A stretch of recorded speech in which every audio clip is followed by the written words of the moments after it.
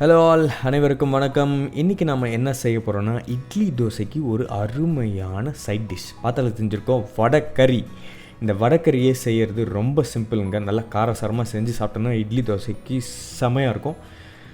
ஒன்றும் இல்லை, இது நேற்று நீங்கள் சப்போஸ் நிறைய மசாலாவோட செஞ்சிட்டிங்க மீந்துருச்சுன்னா அதை மறுநாள் காலையில் நீங்கள் வடக்கறி எடுத்து செஞ்சிடலாம். ஸோ வாங்க, இதுக்கு தேவையான பொருட்களை நம்ம பார்த்துடலாம். ஸோ பார்த்திங்கன்னா தெரியும், ஒரு பெரிய வெங்காயம் இந்த மாதிரி பொடியாக நறுக்குனது, அப்புறம் ஒரு தக்காளி, பூண்டு, இஞ்சி, அப்புறம் கருவேப்பிலை. அடுத்து நல்ல காரமாக இருக்கிறதுக்கு ஒரு 4 பச்சை மிளகா ஸ்லைஸ் பண்ணி வச்சுக்கோங்க. அப்புறம் ஒரு ஸ்பூன் சோம்பு, கொஞ்சம் பிரிஞ்சி இலை, கிராம்பு கொஞ்சம், பட்டை கொஞ்சம். இப்போ ஒரு 3-4 டேபிள் ஸ்பூன் எண்ணெயை விட்டுக்கோங்க. எண்ணெய் கொஞ்சம் ஜாஸ்தியாகவே போட்டுக்கோங்க, பிரச்சனை இல்லை. இந்த வீடியோவை ஸ்கிப் பண்ணாமல் பாருங்கள். நடுவில் நான் சில இன்க்ரீடியன்ட்ஸ் ஆட் பண்ணுவேன், ரொம்ப முக்கியமான இன்க்ரீடியன்ட்ஸ் அது. இப்போது எண்ணெய் காயட்டும். இந்த டைமில் நம்ம வடையை வந்துட்டு நல்லா இந்த மாதிரி பொடி பொடியாக பண்ணிக்கலாம்.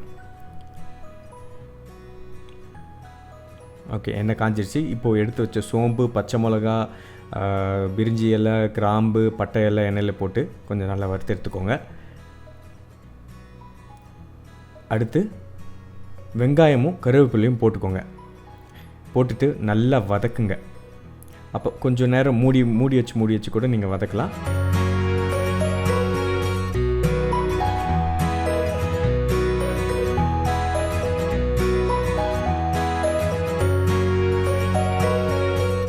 ஓகே, வெங்காயம். அதுக்கு அடுத்தது ஃபஸ்ட்டு பூண்டு, இடித்து வச்ச நல்ல பூண்டு எடுத்து போட்டுக்கோங்க. அந்த பச்சை வாசனை போன பிறகு அடுத்து வந்துட்டு இஞ்சி போட்டுக்கோங்க. இப்போ நல்லா கிளறி விட்டுட்டு வதக்குங்க. இஞ்சி பூண்டு பச்சை வாசனை போன பிறகு அதுக்கப்புறமா தான் நம்ம வந்து தக்காளி ஆட் பண்ணணும்.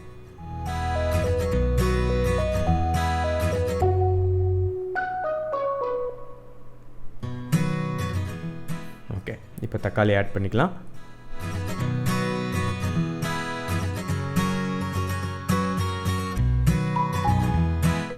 கொஞ்சமாக எண்ணெய் விட்டுக்கோங்க, வேணும்னா. நல்லா கலரிடுங்க. இதையும் அப்பப்போ மூடி வச்சு கொஞ்சம் வதக்குங்க. நல்லா கொஞ்சம் தக்காளியெலாம் ஸ்மாஷ் ஆகணும். அடுத்து மஞ்சள் கொஞ்சம் எடுத்து போட்டுக்கோங்க. ஒரு 1/4 ஸ்பூன்லேருந்து 1/2 ஸ்பூன் வரைக்கும் போட்டுக்கோங்க. அடுத்தது மிளகாத்தூள். இது வந்துட்டு தனியாவோடு அரைச்ச மிளகாத்தூள் இது. ஸோ இது ஒரு 3-4 டீஸ்பூன்ஸ் நீங்கள் போட்டுக்கலாம். அடுத்து 1 ஸ்பூன் கல்லுப்பு போட்டுக்கோங்க. நல்லா கலந்து விட்டுக்கோங்க. ஓகே, நல்லா கலந்து விட்டாச்சு. இதுக்கப்புறம் ஒரு 1.5 கிளாஸ் தண்ணி எடுத்து ஊற்றிக்கோங்க.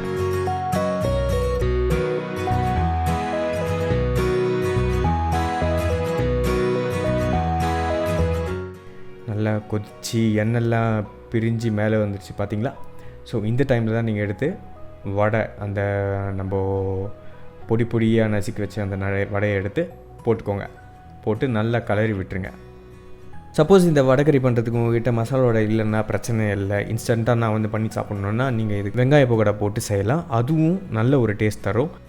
வேணும்னா கொஞ்சமாக இன்னும் கொஞ்சம் உங்களுக்கு தண்ணியாக வேணும்னா கொஞ்சம் தண்ணி ஆட் பண்ணிக்கோங்க. அப்புறம் இது ஆப்ஷனல் தான்.